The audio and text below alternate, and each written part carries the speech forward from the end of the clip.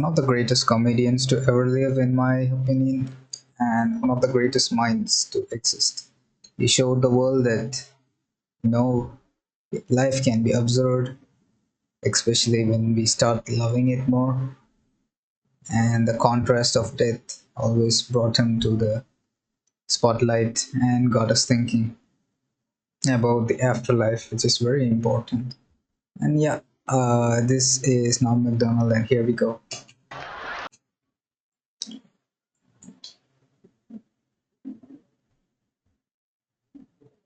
In 2016, I made a recording of Norm Mcdonald. I didn't really understand it at the time, but when I heard he died just a few years later, I went back and listened to it again.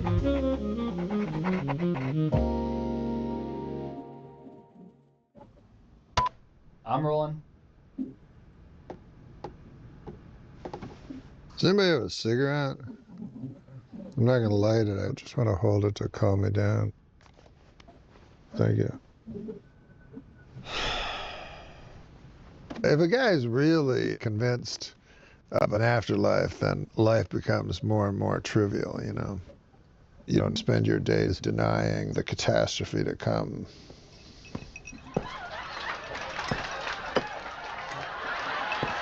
When I was just starting out in comedy, I met a guy named Sam Kinison.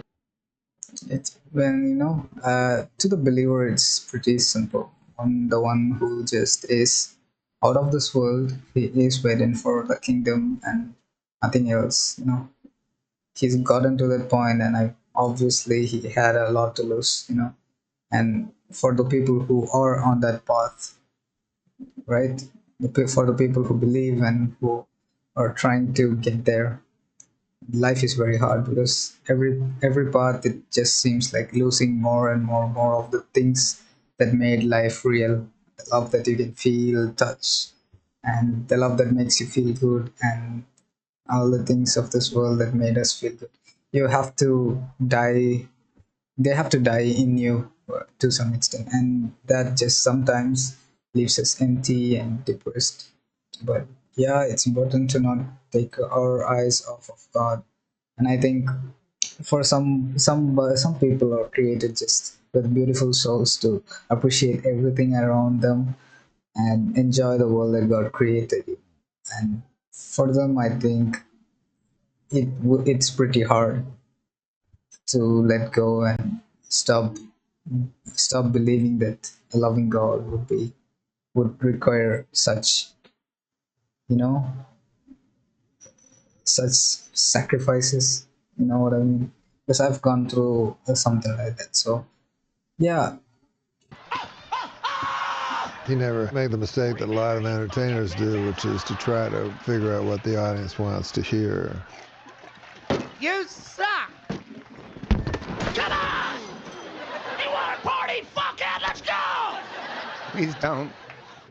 Those guys are always the best. The ones untethered to this world. I have no doubt that when if I were being the way Norm was, always thinking, having arguments in his own mind, trying to make sense of uh, being in this world with everything around us to celebrate, but yet having to come to terms with losing it all, and losing it all for our, you know, our own goodness. It's just hard to comprehend, and I think every argument we give ourselves to try to get used to the thought of afterlife and dying to the world, I think it crumbles at one point, and you just have to keep arguing with yourself. And when you see somebody so carefree and just living life like Sam Kinison, yeah, he doesn't care, and you just wonder like how life is for someone who doesn't care, because he's obviously a comedian and he thinks a lot, but geez, it looks like lot of strength when somebody just doesn't care. They're a little bit closer to heaven than all the rest of us. They're a little bit closer to heaven than all the rest of us. That is true. That's what I meant. Like, we're out here battling in our own mind, and you see somebody with, having fun and laughing and being being hey in this world, having fun in this world. Like, yeah, they're probably a bit closer to heaven than all the rest of us because you don't feel like you're in heaven. You're like, supposed to get there, but right now, if you're dying to the world, you don't feel like you feel like life is a struggle, and that feels like they're in heaven. And Sam took me under his wing, kind of. And now your host, the Weasel. Hey, boys. Let's get this party started. Kennison told me there's two ways to write a joke.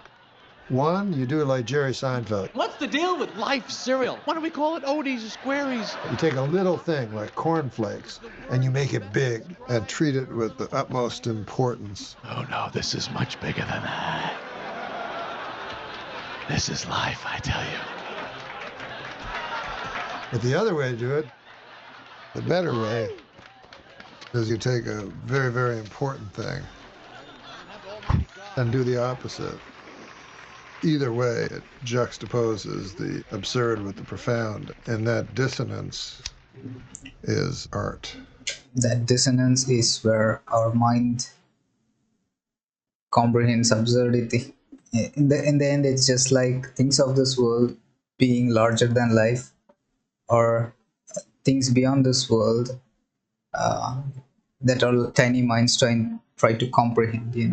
It's like the bigger thing made smaller, the smaller thing made big, and in this difference, somewhere God put it in our hearts and souls to find this absurd and laugh.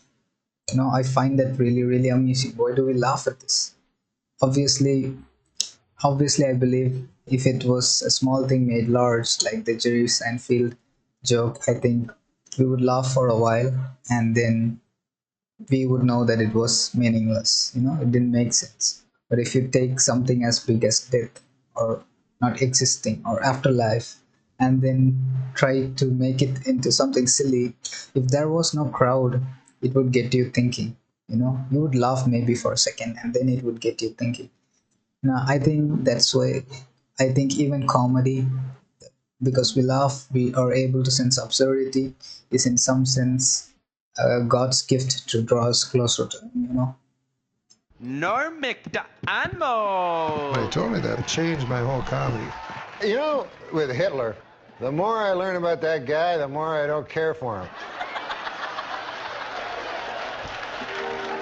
Kennison had been a preacher, Spirit of God! I've screamed at God at the top of my lungs. That's where he got that wild shriek. When he died, he'd finally quit drugs.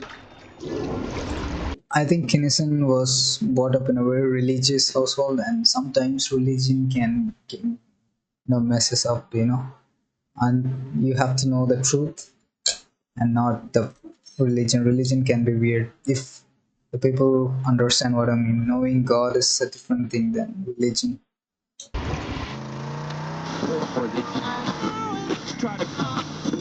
He got hit head on.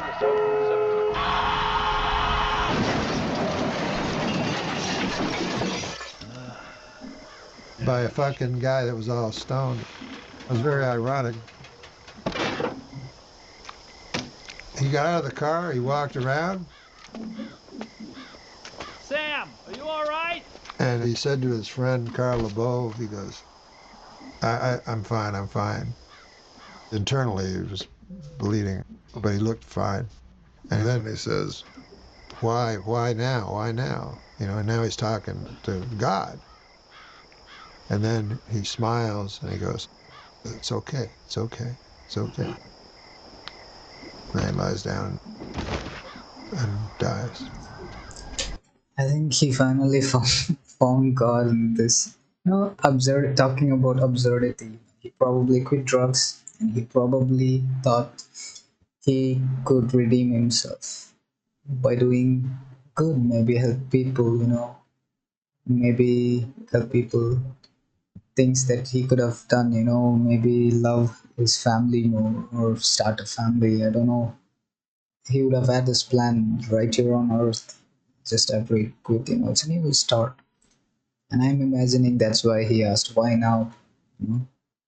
Then, and then somewhere, when he said it's okay, maybe he came to terms with the fact that redemption is not ours, but it is something that is given, and it is ours to grasp at it.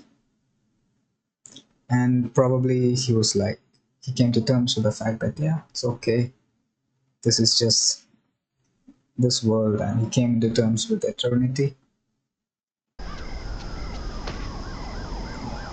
So maybe you don't think there's Jesus Christ, but you got to know there's God. And people like Kenneth said, even when they die, they live forever. To be honest, just imagine that it was he quit drugs, and it's almost as if God was waiting for him to make that change in life and look towards him. And as soon as he looked towards him, he was like, gone. For Sam. Amen. Yeah. All right.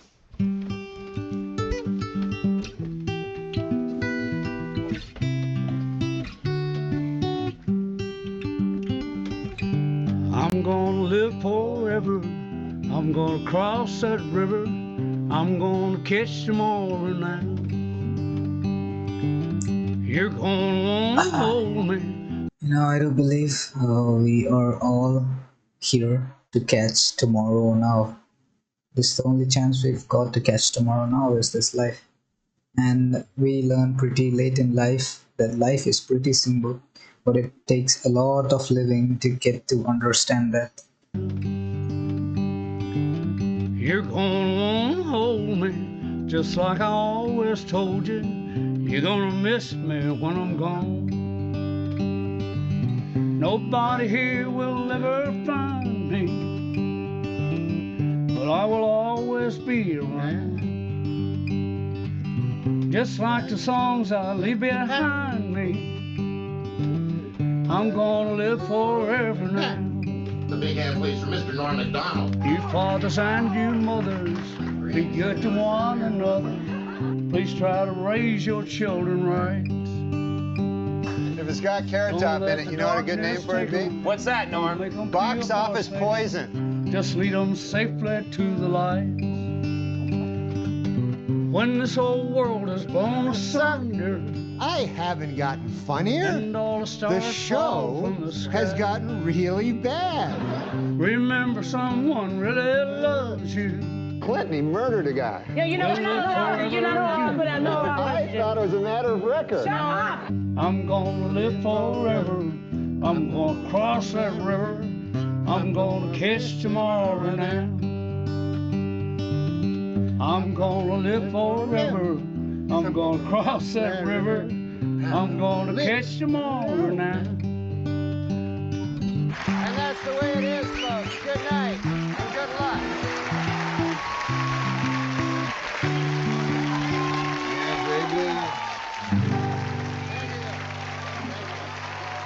Damn.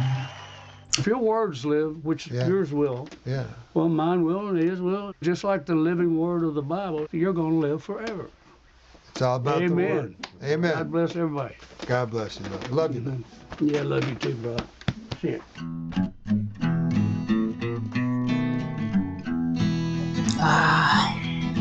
I'm just an old chunk of coal,